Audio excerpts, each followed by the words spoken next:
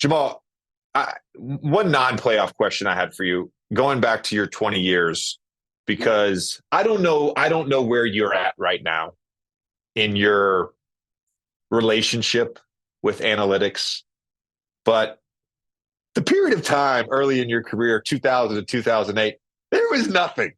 There No, was nothing. There wasn't. You weren't an efficient scorer or a non-efficient scorer. You're just a scorer. You know what I no. mean? And then I'm a and memory then score. You don't remember this shit. Watch this shot. You don't remember. I'm gonna kick it off the backboard backwards. You don't remember this. You don't remember where you at. Everything. I'm a memory score. and then as your career went on, obviously it became much more a part of the conversation about players, about teams. And look, I think it tells a part of the story. I think they're important. A lot of times they match up with what I see. Sometimes they don't, and that's fine. I don't like the catch-all stats, and we can now look back at certain players from different eras and be like, oh, this guy wasn't as good as we thought he was, because of whatever, singular stat we have for players. Was there a player in that era that maybe wasn't in their prime post 2008, let's say, that you think would destroy in 2023 in the NBA? I think Mahmoud Abdul-Rauf. Is that too far? No. I think the way the game is played, and now think about it. If you can shoot, JJ, when I came in, because I was a little bit before you, if you shot a three-pointer off the dribble, it was considered the worst shot in basketball. Now it's the biggest weapon.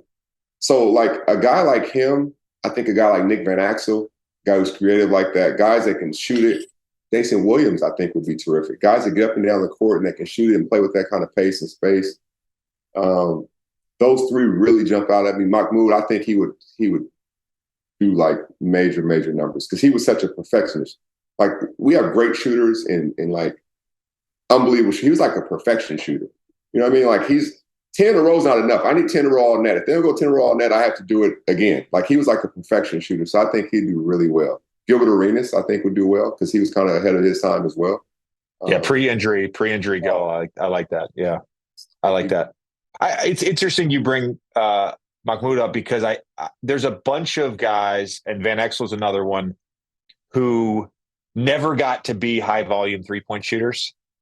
You know what I mean? Like even Larry, I know Mad Dog and I got into it about Larry, but like truthfully, if Larry had played in an era where he could have been, it would have prolonged his career. That's the other crazy part. It would have prolonged his career. He would have had like 5 or 6 years at like Danilo Gallinari's peak, just being a stretch four, right? JJ, close your eyes, and you've never been told to close your eyes in your own podcast. Close your eyes. And fresh out of Duke, JJ Redick, a team is saying you're going to be the franchise guy walking into this league tomorrow. This next upcoming, you don't have to wait and play the rookie duty. You're going to play 35 minutes, you're going to get 20 shots a game, shoot whatever shot you want. As a rookie, going forward, what does JJ Redick do in this area? I don't know that I'll ever be a franchise guy, but I do appreciate it. Let's say I do appreciate that. Yeah.